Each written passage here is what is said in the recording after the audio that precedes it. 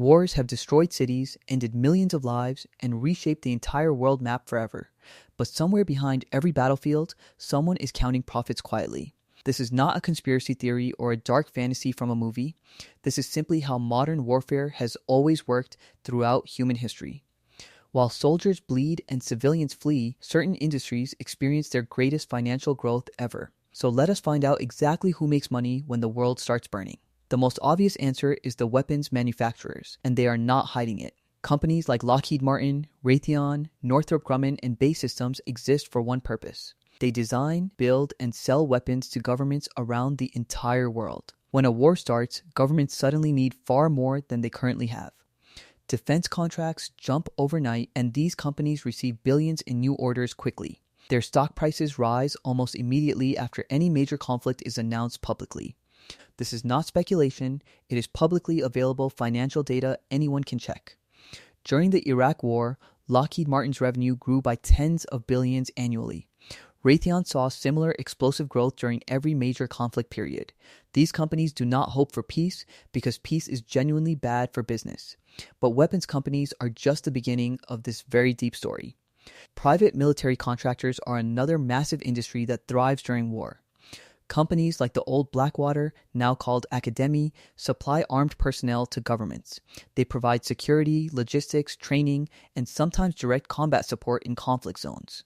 The U.S. government paid private contractors over $138 billion during the Iraq War alone. These firms operate with far less oversight than regular military forces receive. They pay their soldiers more, charge governments more, and answer to shareholders, not voters. War is their product, and every new conflict is simply a new contract opportunity. Subscribe for more videos like this. This topic goes much deeper than you think. Now here is where things get surprisingly interesting and less obvious for most people. Banks and financial institutions profit enormously from war in very quiet ways. Governments cannot instantly afford wars without borrowing enormous amounts of money fast. They issue war bonds, take loans from central banks, and borrow from private financial institutions heavily. Interest on these loans keeps flowing back to banks long after fighting ends completely. After World War I, the United States was receiving debt payments from European countries for decades. After World War II, Britain finished paying its war debt to America only in 2006. Imagine collecting interest for 60 years on a single conflict that is generational wealth from destruction. Construction and infrastructure companies also experience massive growth during wartime periods. This sounds strange until you remember that wars destroy things very thoroughly. Roads, bridges, hospitals, pipelines, and entire cities get reduced to rubble quickly. Once the fighting slows or stops, someone has to rebuild everything from scratch. That someone is usually a large construction company with government connections already in place. Bechtel Corporation received billions in contracts to rebuild Iraq's infrastructure after invasion. Halliburton's subsidiary KBR received no-bid contracts worth over $39 billion total. These contracts were often awarded without competitive bidding, which makes them even more profitable. The destruction creates the demand, and connected companies are always first in line. The energy sector tells one of the most complicated war profit stories in recent memory. Oil-rich regions have been at the center of almost every major modern conflict globally. When war disrupts oil supply from a major producing country, global oil prices rise sharply. Oil companies not involved in the conflict suddenly earn far higher prices for every barrel sold. Countries like Saudi Arabia and Russia have historically benefited from Middle Eastern instability enormously.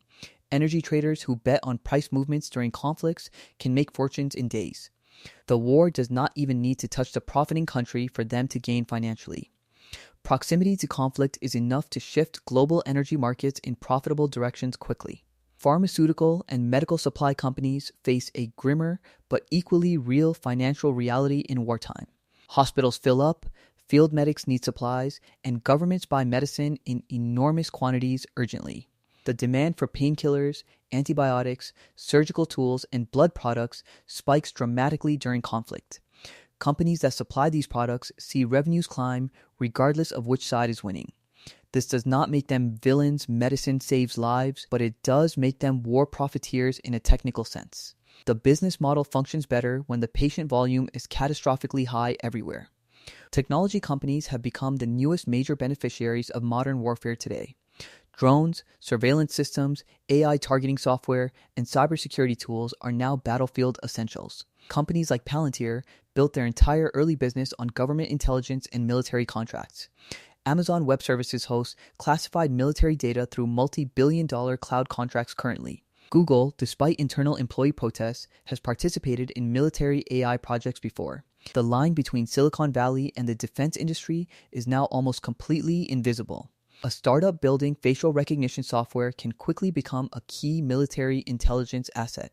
Technology wars happen alongside physical wars, and tech companies profit from both simultaneously. Media companies also benefit in ways most people prefer not to think about carefully. War drives massive viewership spikes across television networks and online news platforms. Advertising revenue climbs when millions of anxious people refresh news sites constantly for updates. Cable news networks have openly reported their highest ratings during major conflict periods. More viewers means more ad revenue, which means war is literally profitable for media companies. This creates a subtle incentive to keep audiences engaged and worried rather than calm and informed. Food and agriculture companies experience significant demand shifts during prolonged conflicts globally.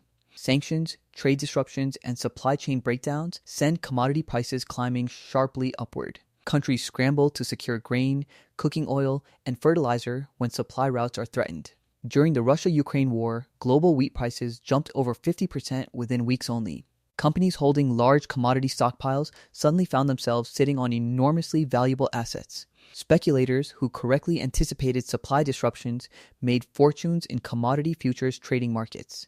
Watch the full video to understand how all of this connects in one very uncomfortable picture. Even lawyers and diplomats make money from war in a very different professional sense. International law firms handle post-war reparations, sanctions compliance, and treaty negotiations expensively. Forensic accountants trace frozen assets and war crimes, related financial crimes for years afterward. Diplomats transition to consulting roles, helping companies navigate post-conflict markets profitably afterward. The war economy does not end when the shooting stops, it simply transforms into something more formal and documented. The most quietly uncomfortable truth is about the countries that stay neutral during wars. Switzerland, Qatar, and Singapore have historically positioned themselves as neutral financial hubs successfully. Wealthy individuals and governments park their money in these countries when conflicts erupt nearby. Swiss banks famously held assets from both Allied and Axis powers during World War II simultaneously. Qatar has mediated between warring parties while simultaneously selling gas to all involved sides. Neutrality, it turns out, is one of the most profitable foreign policy positions a country can take. So who actually loses money during war? The answer is tragically simple and never changes. Ordinary citizens in the countries where fighting actually happens lose everything they have. Small businesses collapse, savings evaporate, homes are destroyed, and futures disappear overnight completely. The countries that start wars often emerge with massive national debts that take generations to repay. Soldiers return with injuries, trauma, and benefits that governments frequently fail to fully deliver. The people closest to the violence carry the cost while those furthest away collect the profit. This is the real economic architecture of war that history textbooks rarely explain clearly. It is not that people start wars purely for profit in every single case everywhere. But profit motives absolutely shape when wars start, how long they last, and how they are fought. Every weapon fired was built by someone collecting a paycheck and a shareholder dividend. Every destroyed bridge was eventually replaced by a company earning a government contract. Every refugee crisis was preceded by someone somewhere deciding conflict was acceptable enough to allow. Understanding who profits from war is not about cynicism, it is about understanding how power and money actually move in the world around us every single day.